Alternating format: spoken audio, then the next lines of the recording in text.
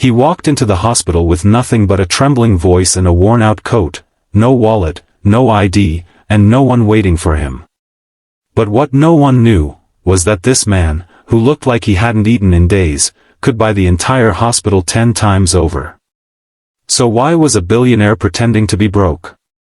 The answer lay in a broken heart, a past betrayal, and a desperate search, not for money, but for something far more rare, kindness. Stay with us until the end, because what happens between this man and a struggling young nurse will remind you why compassion is the most powerful form of wealth. If this story touches you, don't forget to like the video and subscribe to our channel for more stories that stir the soul. Victor Hale was the definition of success. At just 45, he had built an empire in international tech, becoming one of the youngest self-made billionaires in the country. He had luxury homes across continents, private jets, invitations to elite circles, and a net worth that made headlines. But behind the headlines, Victor carried a burden no one could see. He had been betrayed, not by a competitor, but by those closest to him. Two of his oldest friends, whom he had mentored and trusted with his life, had stolen millions from his company and left him to clean up the legal mess. And the woman he had planned to marry? She disappeared the moment the news hit the media. Though he won the legal battle, he lost something far greater, his trust in people. Victor began to ask himself a question that wouldn't leave his mind: if I lost everything, would anyone still care? Would anyone still be kind to me if I had nothing to offer in return? That question haunted him for months. He tried therapy, travel, and silence, but nothing eased the ache. So, one day, he made a decision most would never dare. He put away his identity, stepped out of his penthouse, and into a new world, as someone else entirely. He took an old, battered duffel bag, borrowed clothes from his estate storage, and shaved off his styled beard. Then, using the name Sam Walters, he rented a tiny room in an aging motel on the outskirts of town. His plan wasn't to see if people would recognize him. He had no public social media and rarely gave interviews. No, this wasn't a social experiment. It was something personal. He wanted to know if, in a world obsessed with status, there was still such a thing as unconditional kindness. On the third day of his new life, Victor feigned weakness and walked into the emergency room of a public hospital. He looked the part, skin pale from fasting, shoulders hunched from fake fatigue, and pockets completely empty. He told the front desk he hadn't eaten in 2 days, felt faint, and didn't have insurance or anyone to call. The receptionist barely looked up and told him to wait. For nearly 3 hours, no one came. People glanced at him with pity or suspicion. Some moved seats when he coughed. Just as he was beginning to lose hope that anyone would notice, she appeared. A nurse with tired eyes and a rushed gait, clearly near the end of her shift, stopped in her tracks when she saw him hunched over on the bench.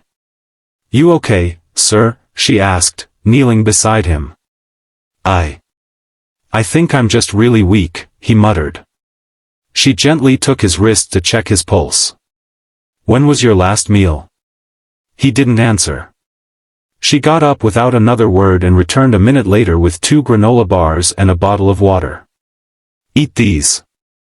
Slowly, she said, sitting beside him even though she clearly had other duties. "Don't worry about the bill. Just let me make sure you're stable first." Her name was Clara Dawson. She was 31, a full-time nurse, and had been picking up night shifts for weeks to support her mother's cancer treatment. She had every reason to ignore Victor that night, to rush past, to focus on her paperwork, to protect her own mental load. But she didn't. Over the next hour, she gently ran tests, took his vitals, and even found a quiet cot for him to rest. "I'm sorry, I don't have a permanent address," Victor said weakly, testing her patience further. "That's okay," Clara replied, covering him with a thin blanket. "People without homes still deserve care." That line stayed with him. The next day, he returned. This time he limped, feigning a sore leg. She helped him again, no questions asked. And so it continued for nearly a week. Every time he came back, tired, sick, or anxious, Clara welcomed him like someone who mattered.